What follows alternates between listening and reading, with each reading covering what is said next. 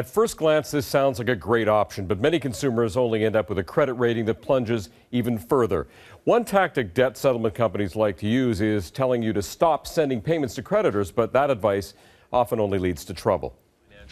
January is a month when many consumers face the music. We want to settle this before we go to court. The sound of creditors calling, demanding debts be paid. You'll be hearing from the courts. But some companies promise consumers swimming in bills an easy lifeline, like Cambridge Life Solutions, among many debt settlement companies running ads like these. Cambridge Life Solutions negotiated a settlement payment of only $900. Company's president told me last year the promises are all real. We're very proud of our success ratio and how much we're saving to our clients. But consumers profiled in a recent 16x9 investigation said settlement companies make it sound easy.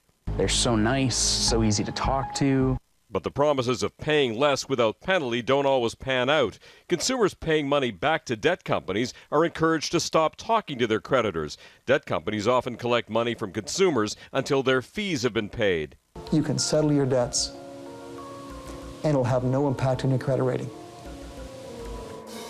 And that really is ridiculous. Now Ontario's following Alberta, Manitoba, and Nova Scotia by regulating the industry. We are finding out that some of the consumers are finding themselves in worse situation financially after having entered into these types of agreements. Under new rules, the government would limit upfront fees debt settlement companies ask for, as well as limiting the total fees charged to consumers. The law would require terms of settlement arrangements to be written in plain language contracts and impose a 10-day cooling-off period. Good news, says the man who runs a non-profit consumer credit counseling agency. They're being inundated with debt relief options by the media, and everybody's advertising out there, and they're having trouble distinguishing between the legitimate ones and the scams. Ben Gibson used one of the debt companies and ended up going bankrupt anyway. It's a joke. I wish they didn't exist. You're not going to get anywhere. You're just going to hurt yourself by not paying your bills.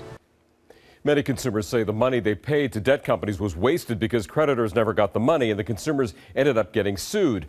Bottom line, if you've got money troubles, consider seeking out a credit counseling service first or a bankruptcy trustee. The new law, if passed by the legislature, could take effect sometime in the spring.